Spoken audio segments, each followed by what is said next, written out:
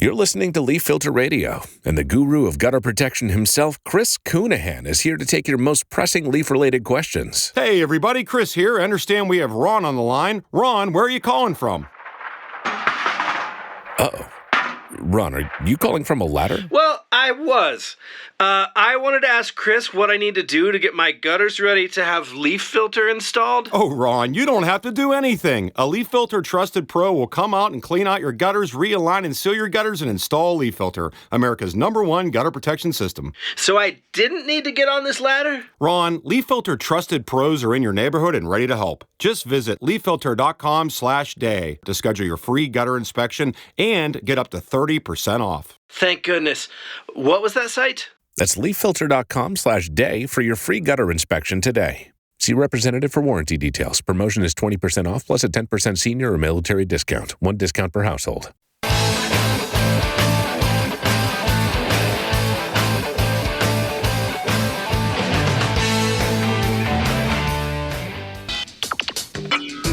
You are about to listen to the Dr. Daliah Show. Sassy, stimulating medical talk radio. Any medical advice Dr. Daliah Wax gives on her show should not be substituted for an actual visit to your medical provider. And now, here's Dr. Daliah.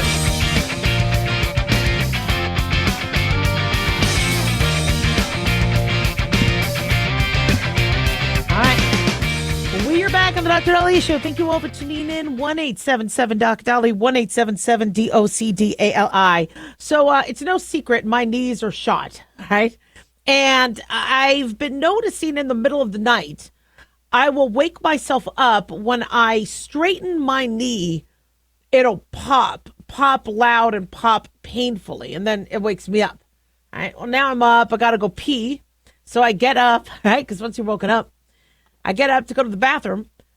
And as I sit down on the toilet, that same knee, that left knee, pops really loud. What's interesting about my knees is I hurt my right knee skiing. I was on a black diamond, hit a mogul, messed up my right knee in medical school skiing, and that knee is less troublesome than the left, probably because of the compensatory changes. But when I sit on the toilet, as I get ready to sit on the toilet, my knee will pop and pop painfully.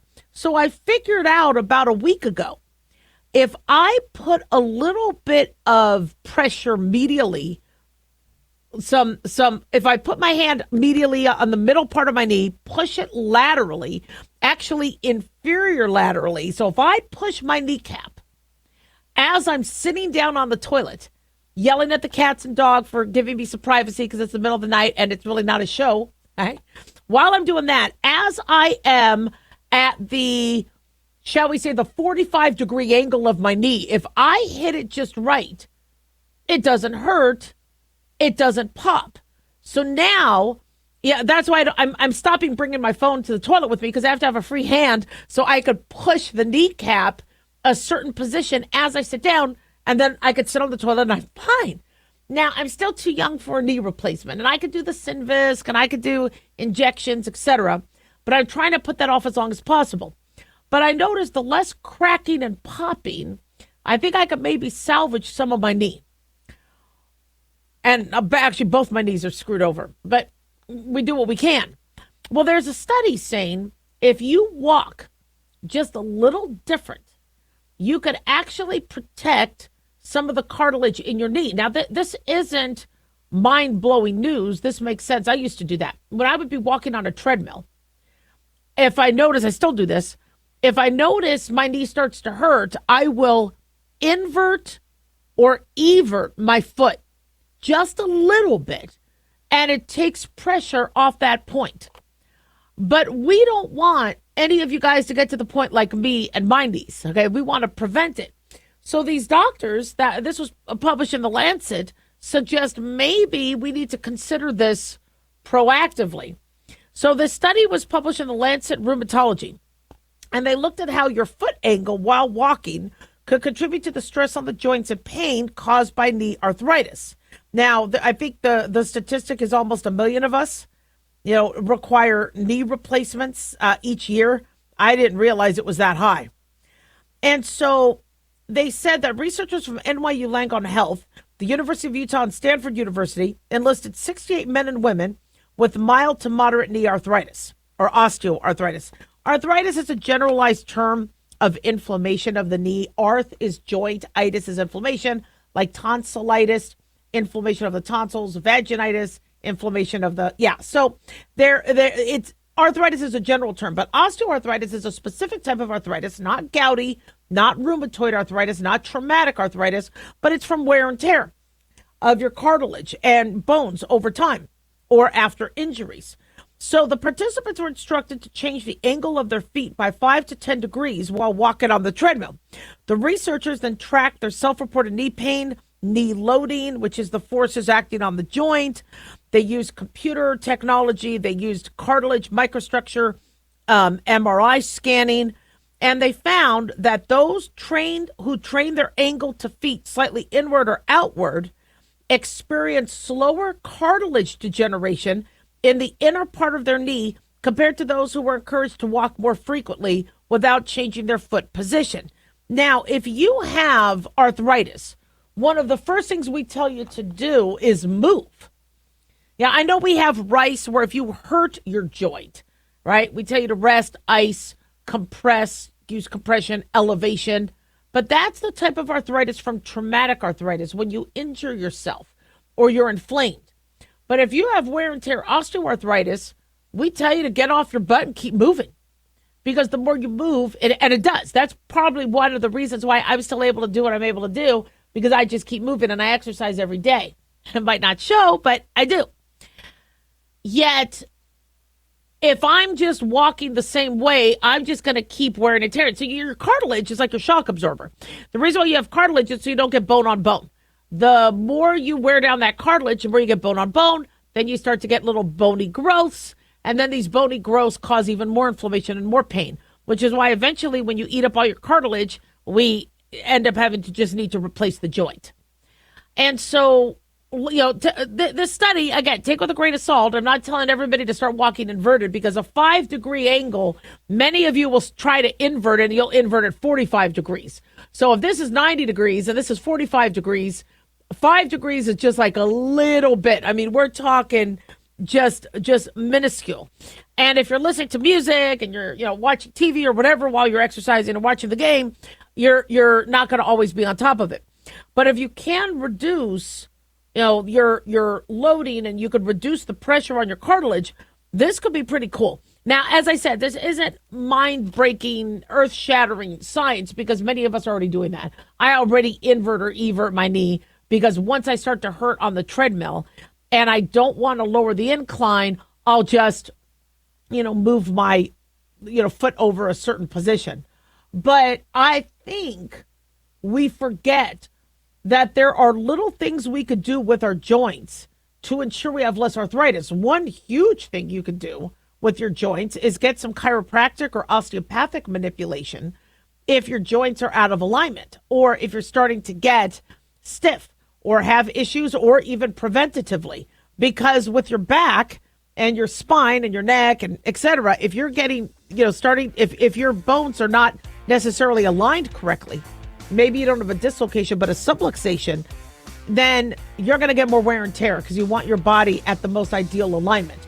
So there's a lot of things we need to do to protect our bones, and we can stave off debilitating arthritis.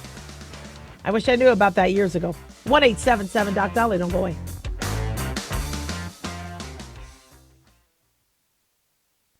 Dr. Daliah here. Are you tired, burned out, gaining weight, succumbing to the daily pressures of life? Well, how's your dopamine doing? How you feel right now, how you'll feel an hour from now, and how you'll feel next week is completely reliant on your dopamine. Our daily motivation and willingness to push through challenges depends on the intricate chemical process dopamine provides. Christian Kalikas and I created Deploying Dopamine, a book that tells you what dopamine is, when it dysfunctions, and how to successfully deploy it when needed. Find Deploying Dopamine on Amazon today. Check it out. Carl Amari here to tell you about our newest website for old-time radio lovers. It's 100radioshows.com. At this site, there are 5 old-time radio shows waiting for you to download free as our gift to you, and be sure to browse the additional 700 old-time radio shows available to you for 70% off by using the promo code RADIO at checkout. This is a limited-time offer, so log on to 100radioshows.com. That's 100radioshows.com. Hi, it's Mark Falter, host of the Financial Fitness Show. I strongly believe that no one should ever pay 1 penny more in taxes than they are legally obligated. Unfortunately, for most hardworking Americans, this just isn't the case. Why? Because most people spend more time planning next weekend's getaway than trying to ensure they're going to pay less in taxes. My financial fitness team has put together some materials that I know are going to help you. It's the Tax Savings Kit. Tax Savings Kit includes 3 things: free tax analysis, top 10 ways to pay less in taxes, and an investor's guide to taxes. Now, how do you get it? Simple. 866-764-2635. Again, 866-764-2635. I'm Mark Falter. This is Financial Fitness, making personal finance profitable.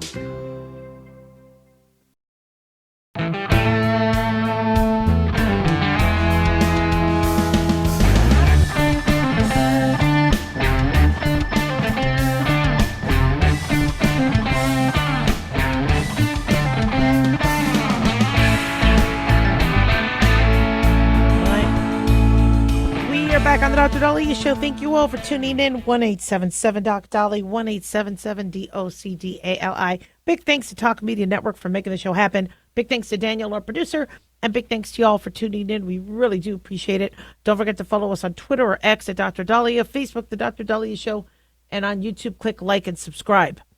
So estimates of the human cost of this Russian-Ukraine conflict, with all eyes right now being on the summit that Trump is traveling to meet with Putin today. When you look at the casualties, and these are underestimations, it's mind-blowing.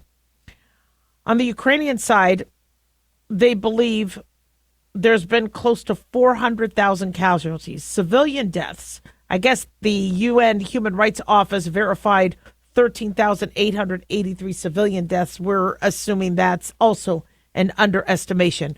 The UN reported 30,457 civilian casualties. And that was since February 24, 2022. Mentioned there might be an additional 100,000 civilian deaths in Ukraine, which have yet to be recovered and identified. So we are looking at hundreds of thousands of individuals on the Ukraine side. On the Russian side, the British Ministry of Defense estimates more than 1 million Russian troops have been killed or injured since February 24th, 2022, when the war began. The Center for Strategic and International Studies reported up to 250,000 Russian military deaths and over 950,000 total casualties, including the wounded. And that's as of June 3rd. So it doesn't include what's happened over the last couple months. So with data like this, which we can assume are underestimations, there is no doubt that all sides want this war to end. The problem is it's not up to the military, it's not up to the civilians, it's up to the leaders. And fortunately, America's run by President Trump, who is a badass. Sorry, I just believe he's a badass. And to get Putin to meet with him, to even consider putting an end to this, when Putin knows Ukraine won't win without U.S. support, is it's a historic meeting. And if Trump can get this war to end, he deserves the Nobel Peace Prize and more. In fact, Hillary Clinton even said she would nominate Trump for the Nobel Peace Prize. Hillary Clinton, according to reporting from Politico, says he very much would like to receive the Nobel Peace Prize. She says, honestly, if he could bring about the end to this terrible war, if he could end it without putting Ukraine in a position where it had to concede its territory to the aggressor, could really stand up to Putin, something we haven't seen, but maybe this is the opportunity. She says if President Trump were the architect of that, I'd nominate him for the Nobel Peace Prize, because my goal here is to not allow capitulation to Putin. So there's some digs in that. It's not that all of a sudden, right, a former presidential candidate is now loving Trump.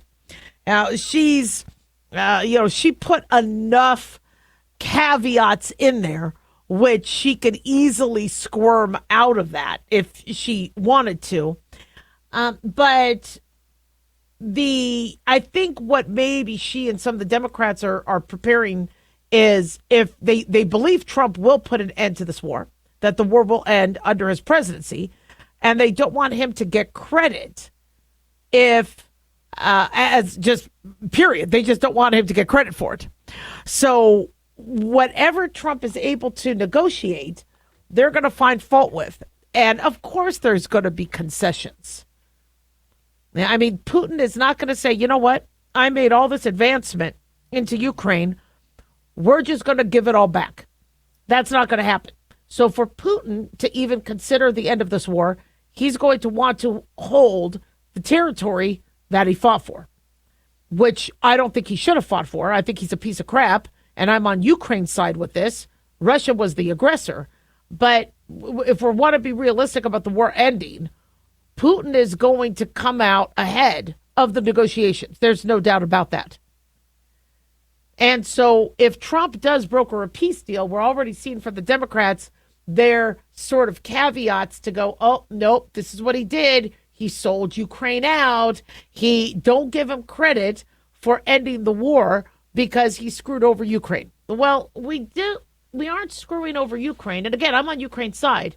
If we've been the ones mostly funding this war and helping keep them alive and allow them to not be withered away from attrition of this war, we need to get some credit for that. Now, Vladimir Zelensky is not going to be at this meeting, which I think is appropriate, because this isn't the meeting that is the final negotiations. This is Trump on a fishing mission and Putin on a testing the waters out to see where there's room to go and where the angle would be to get this done. And having Vladimir Zelensky in this initial part of the talks could cause it to fall apart within the first 60 seconds. So Trump needs to be with Putin. He needs to meet with Vladimir Zelensky and then bring them both together. So I am not expecting an end to the war today. People are anticipating, I think they have bets on how many hours this is going to go on for, how much vodka gets drunk. I don't know what the bets are, right? But I'm hearing people are already kind of, drinking game. I'm going to be watching football later because I don't think we're going to get as much live coverage as we think. I know everybody's going to be reporting from Alaska, and you're going to see, moose and maybe some bears and caribou or whatever in the background. But I don't think we're actually going to get to sit and see them talk. But the two leaders meeting at a U.S. military base in Alaska is huge.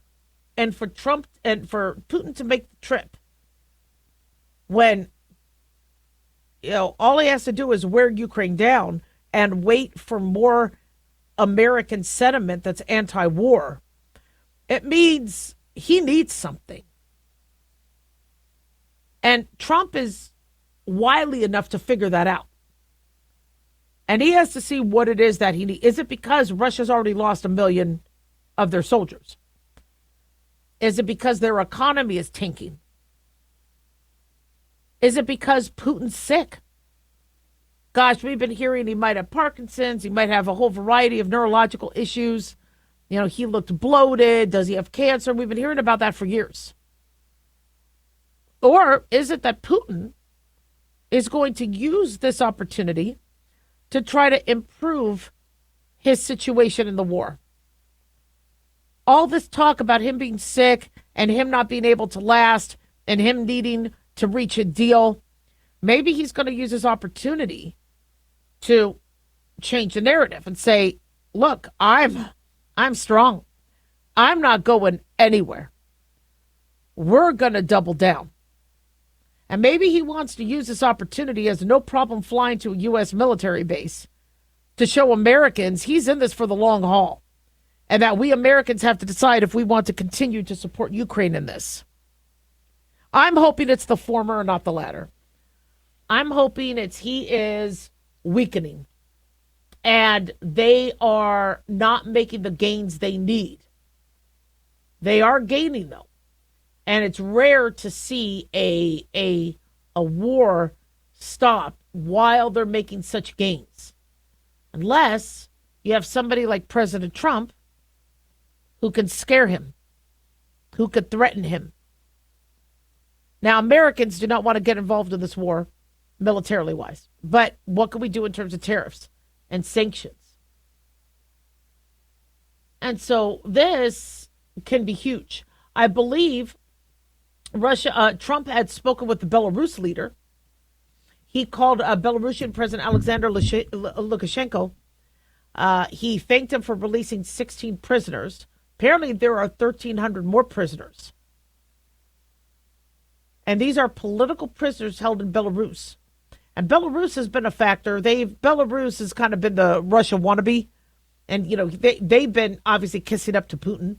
So to see him, a key Putin ally, starting to work with Trump is huge. And even though Trump said there's a 25% chance this won't go well, 75% chance this will go well, I'm actually optimistic. But I think everybody's expecting the end of the war will happen today. It won't. Trump is on a fact-finding mission. And we're not going to learn everything that he learns. And I think it's a good move.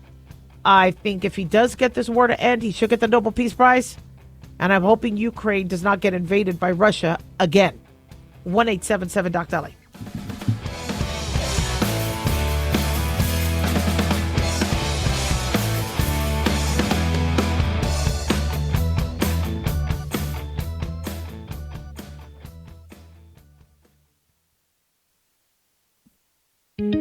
Looking for a gift that can actually help secure someone's future? It's Mark Falter's new book, Common Sense Income Strategies. It makes the perfect gift for that special someone in your life. Mark has helped thousands of hardworking Americans secure their financial future by using time-tested strategies that continue to create wealth, whether the market is up or down. Strategies that will make perfect sense once you take the time to read this powerful book. Common Sense Income Strategies brings to you what Mark has been teaching in person and talking about on the radio for decades. You've worked too long and too hard not to see the fruits of your labor. To learn how to receive your free copy, call 866-764-2635. That's 866-764-2635. Secure your future with Common Sense Income Strategies by Mark Falter. Again, to learn how to receive your free copy, call 866-764-2635. That's 866-764-2635.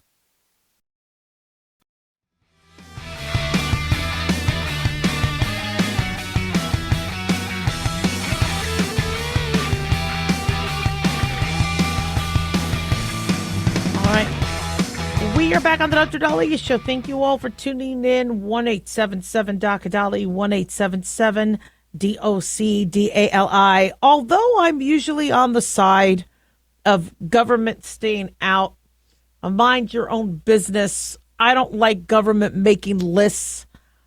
This might be an exception to the rule. In Ohio, Republicans have proposed a bill that would create an online registry for employers to report no-show applicants who missed scheduled job interviews. Now, multiple Republicans in the Ohio House of Representatives have proposed and backed this bill requiring the Department of Job and Family Services to have an online process to document the absentee applicants.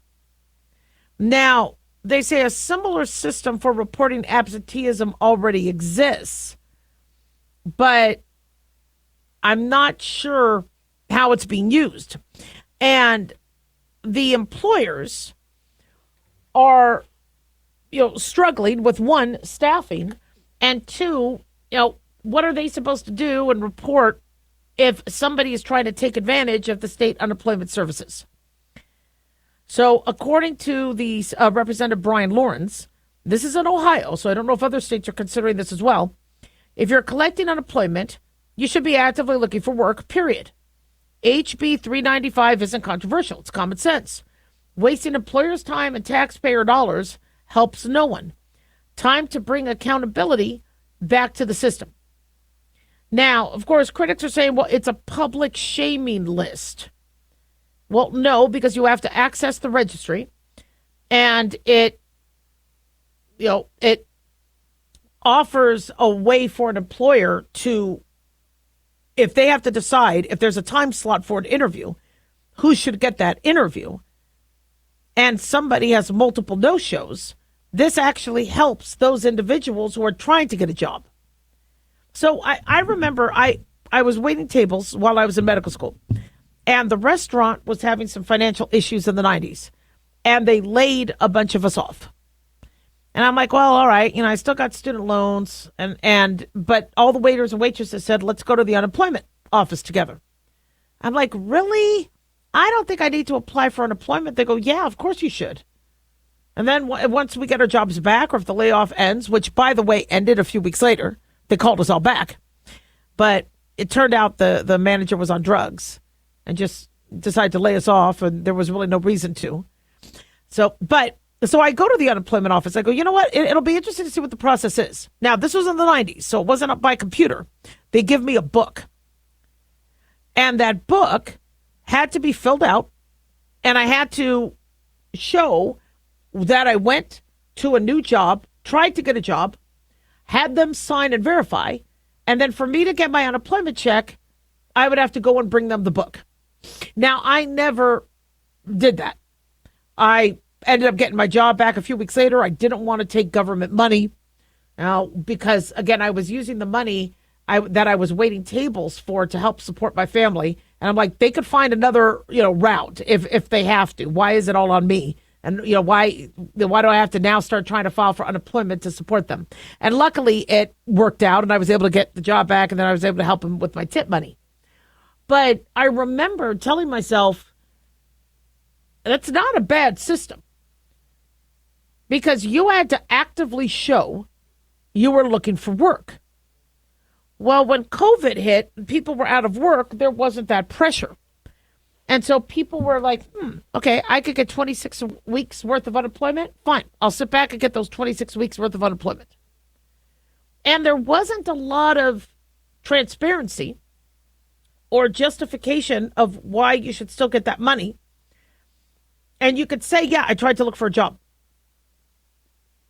Well, for some of the programs that say, no, we need to see that you actively searched and actively looked. The trick is many employees are getting the job interview, documenting it, but then not showing up. Meanwhile, there are well-meaning job seekers who really want a job. And so if there are people trying to play with the system, employers don't have time to sit and wait around for a no-show. Plus, why are multiple no-shows still counted? Then that means they aren't actively looking for a job. Now, mind you, if you have a medical condition, then that's something else. Then you get Social Security. But unemployment benefits mean you are temporarily out of work while you're looking for a new job. It covers you for those few weeks. And in some states, up to 26 weeks. But when you see now hiring, and they're like, sorry, I'm not getting a job, there's got to be some transparency with that. Now, I know doctors are looking at this going, I wish we had a way for no-shows in medicine. The no-shows at the doctor's office were ridiculous. And it hurt not only me, but it hurt patients. When I first opened up my practice in 2000, there was a family of 4 that wanted to come in as new patients. So new patient visits, they each get a half hour, 30 minutes. I wanted to schedule an hour, but you can't just see 4 patients in a morning. You couldn't keep the doors open. So we gave every person 30 minutes, which means we blocked 2 hours out for that new family. Patients were calling, wanted to get scheduled. We had to put them around, make them go to the afternoon, make them go to later in the week, because we had a family of 4 coming in. Well, that family of 4, no show. And me and the staff are sitting around, walking around with our thumbs, where, because people no-showed. Now, doctors' offices started charging established patients for no-shows because you're taking up a patient's spot. That patient can't get in. You're losing revenue. And so there are a lot of doctors that charge for no-shows. And I think they should. Unless there's, a perfectly good excuse. And you have proof of that excuse. But we ended up, after that issue with that family of 4, not scheduling new patients for 30 minutes. They would technically be scheduled for 30 minutes, and I would spend that time with them. But we ended up double booking. And I never wanted to double book. I thought double booking and triple booking was ridiculous when I saw that in training. But now I know why. Because when patients no-show, I remember we had to triple book because 2 people really, really wanted to be seen. And I'm like, but we have this new patient. And again, new patient no-showed. So and we're seeing a lot more of that because people don't commit. There are individuals who are starting to get used to their unemployed life. They're comfortable. There's a football game at 4 p.m. and they don't go in and get their interview out of the way and done. Now, what people used to do before COVID is they would go to the interview and just not take the job or not show up. But to get unemployment, people have figured out a way to scam the system. And the scamming of the system screws all of us over. And they might later go back to the days where you had to actively show in a book, have that book signed in person by the employer and verify and go back every week to the unemployment office to show them that book. If they feel that online there's too much waste, fraud, and abuse. And the problem we have is people realized that they could be getting free money or double dipping, doing things for cash on the side and still get government money. And if somebody scams the system, the penalties need to be so severe in terms of jail time, in terms of paying it back, in terms of working for the state. I mean, that's what I think we should do. I think if you're out of a job, the government has jobs ready to be filled. So if you lose your job, then on Monday, you report over here. 1-877-DOC-DALIAH.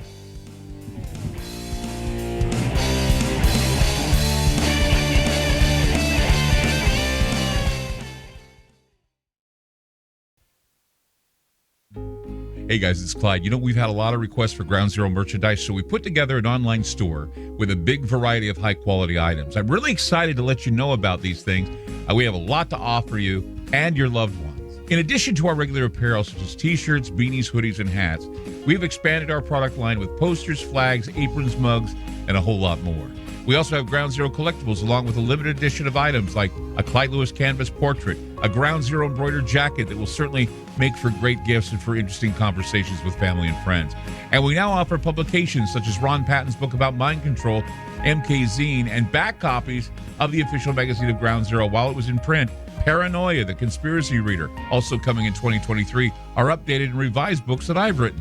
There's a secure and easy-to-use shopping cart for your purchases. So shop today at our official store by going to groundzeromerch.com. Again, that's groundzeromerch.com. Hey, America. How tired are you of mainstream corporate media's biased narratives and manipulated news? Their dishonesty and attempts to influence this generation have been exposed, put on display for anyone who's even half paying attention.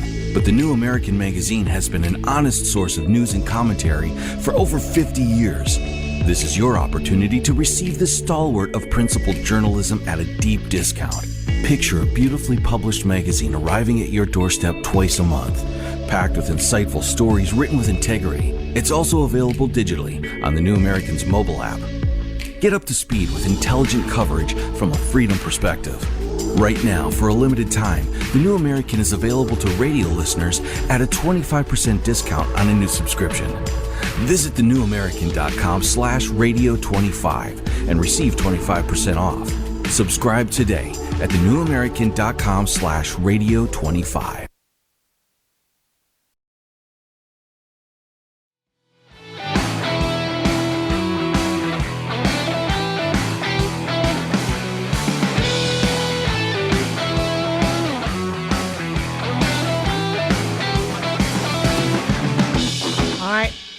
We are back on the Dr. Daliah Show. Thank you all for tuning in. 1-877-Dr. Daliah, 1-877-DOCDALI. Big thanks to Talk Media Network for making the show happen. Big thanks to Daniel, our producer. And big thanks to y'all for tuning in. We really do appreciate it. Don't forget to follow us on Twitter or X at Dr. Daliah, Facebook, The Dr. Daliah Show. And on YouTube, click like and subscribe. So every few years, we get updated guidelines. And with blood pressure being the silent killer and being one of the number one most common risk factors as it pertains to heart disease, stroke, dementia, kidney disease, we need to get our acts together. And so we do have some updated blood pressure guidelines. And it's interesting because when I went to school, your blood pressure, we didn't say you had high blood pressure until your pressure was over 140/90. That's when we would call it. And if we did identify, this was back in the 90s, if we identified your blood pressure was over 140/90, we would tell you to diet and exercise. And we would do that, for about 6 months to a year. And we were really slow on starting medication. And we also had this thing called white coat hypertension. It still exists, but I would tell my attending, look, his blood pressure is spiking. Did you wear your white coat? Yeah. Take off the white coat. Go back in there and check the blood pressure. Like what? If a simple white coat is causing, if his blood pressure is that weenie, where just a change in somebody's outfit will cause such a spike, there's a deeper underlying problem. No, it's called white coat hypertension. It's been established. There's studies on it. It's the white coat. So we stopped wearing white coats. That's why I would just wear scrubs. For years, I did not wear a white coat because the narrative was the white coat is going to cause people's blood pressure to go up. Really? What about a mother-in-law? What about a kid losing their ball in the middle of the street? Yeah, what about somebody wearing a G-string? Don't you think the blood pressure would also spike with those? Isn't it our job to make sure that a simple, glimpse of a piece of wardrobe that's a white coat, is it messing with somebody's stroke and heart disease risk? And so for me, I always think white coat hypertension is a sign that needs to be treated. But this is how we did things in the 90s and the early 2000s. So we have some new guidelines. They're not too much different, right? But they are becoming a little bit more aggressive. And so if your systolic blood pressure so you have your systolic, which is your pumping pressure, and your diastolic, the bottom number, is your filling pressure. If your systolic pressure is between 130 and 139, even though we're going to recommend to adopt healthy lifestyle changes, let's lose weight, let's cut back on our salt, let's exercise more, try to decrease our stress. After 3 months, 6 months, and depending on your cardiovascular disease, we're going to probably start considering medication.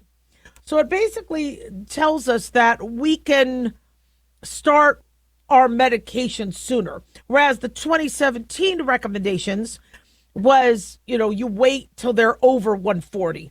But this 130 to 139 is still a sign that your blood pressure is too high. We want your blood pressure under 120/80. So if your blood pressure is 125/82, you're already in that, technically, that hypertensive, early hypertension stage. So they're realizing that rises in blood pressure can hurt you. For every minute, hour, day the blood pressure is higher, that causes end organ damage. Or the organs at the end of the cascade of where the blood pressure goes to can be affected. So I agree we do need to be a lot more aggressive. We don't want to be over-aggressive and drop people too low. The guidelines are also pretty strict on if the blood pressure is starting to drop low, you back off. But there's a lot of changes with these, and let me see if I could just summarize some of them. They also include, in terms of pregnancy, they have some new rules as it pertains to pregnancy and ensuring that pregnant people's blood pressure is addressed as well. We do address it, but they say pregnant individuals with a systolic blood pressure over 160 and a diastolic over 110 needs antihypertensive medication to lower their blood pressure. I remember seeing some OBs let it go. And they're like, well, the blood pressure will go down after the baby's delivered. You're like, you need to control that blood pressure. We don't want somebody stroking out or having a heart attack. Not that you're going to necessarily have a stroke if your systolic is 160, but what's it rising to when we're not watching? That's my thing. If I see a patient and I see their blood pressure, the mistake a lot of medical students make or lazy doctors is, all right, I'm looking at you at your max. Well, why isn't anybody checking your blood pressure right after you get off the phone with your mother-in-law? Right after you get off the phone fighting with your spouse? Right when you're paying your taxes? When you're watching the news? That's when I want you watching your blood pressure. I would tell patients, I go, look, I want you to get a blood pressure cuff. Bring the cuff in here so I can make sure it's accurate. We'll check it to our blood pressure cuffs. And then don't just come in here having a good day, skipping your coffee, saying, all right, check my blood pressure, I'm good. I want to know what your blood pressure is doing when you're not good and you're stressed. Because when do heart attacks happen? When you're stressed, right? They can happen when you're not stressed too. Another very evil time as it pertains to heart attacks and strokes is early morning. My father died early morning. Many people wake up in a stroke or having a heart attack early morning. Very dangerous time. Why? It's not the alarm clock. Could be. But my thinking is people are undergoing sleep. They're having sleep apnea. They're losing oxygen in their sleep, and that's stressing their body. Could also be nightmares. Could be a variety of other things. But if you have undiagnosed sleep apnea, anybody with high blood pressure should have a sleep apnea test. I think that's a given. That's not a part of the guidelines, but that's what I'm telling you to talk to your medical provider about. But if you just went through a 6-hour or 7 or 8 hour night where your oxygen was low, your heart's stressed, you wake up, and sadly, you might not be able to compensate for what could be happening in terms of your coronary vasospasm or your arterial patency or your ability to regulate your blood pressure. Our bodies have systems in place to regulate our blood pressure. And we start to lose those as we age. So, I want to review some of these changes, and I know we're kind of running out of time, but pregnant individuals with chronic hypertension is where their systolic is between 140 and 159. And they should receive antihypertensive therapy to achieve blood pressure less than 140/90. So now they're getting a little bit more strict with pregnant individuals. Of course, we do not use an ACE inhibitor or an ARB. In fact, they stopped using atenolol. The previous guidelines said avoid ACE inhibitors or direct renin inhibitors. And now they're saying no atenolol, which is a beta blocker, which slows down the heart rate, ACE inhibitors, direct renin inhibitors, ARBs, nitroprusside, MRAs to avoid fetal harm. So they're starting to kind of close in. Rather than being more generic, they're becoming more specific. And the idea that adult patients might need to have medication instituted earlier. For example, they say in adults with hypertension without clinical cardiovascular disease, but with diabetes or renal disease, they want us to lower blood pressure if the systolic blood pressure is over 130. So for those of you going, my blood pressure is 130/82, I'm good, you might need to be on a medication. Now, there's different types of medications. The one FDR was on was a diuretic. The thinking in the olden days was if we dehydrate you, you have lower blood volume, your pressure will go down. Then you have the beta blockers, which slow down the heart rate. You have the angiotensin receptor blockers, which affect your angiotensin renin system. I know we're out of time, but there's a lot of different ways to manage blood pressure. But first and foremost, cut your salt, drink fluids, cut your stress, exercise, and have a healthy lifestyle. No smoking and alcohol also. Cut the alcohol. 1-877 Doc Daliah. Hey guys, it's Dr. Daliah. Fantasy football season is coming, but sadly, too many of you are taking the bench while the country takes part in one of the most exciting and lucrative industries out there. Don't know how to play? Well, huddle up and listen. Paul Kalikas and I have written a fantasy football pocket guide for beginners. This book walks you through the basics and shows you how simple and lucrative joining or creating a fantasy football team can be. Read our fantasy football pocket guide for beginners found on Amazon or follow the links on X and Facebook. That's Fantasy Football Pocket Guides for Beginners. Don't be left out. Increase fuel economy up to 7.9% with Hot Shot's Secret Gasoline Extreme, the solution to maximize your engine's performance and fuel economy. Whether you're driving a sports car or a daily commuter, Gasoline Extreme is specially formulated with PEA to deep clean. Don't settle for an average driving experience. Upgrade to Hot Shot's Secret Gasoline Extreme and go further on each tank. Order now on Amazon or HotShotSecret.com. Hot Shot Secret, powered by science.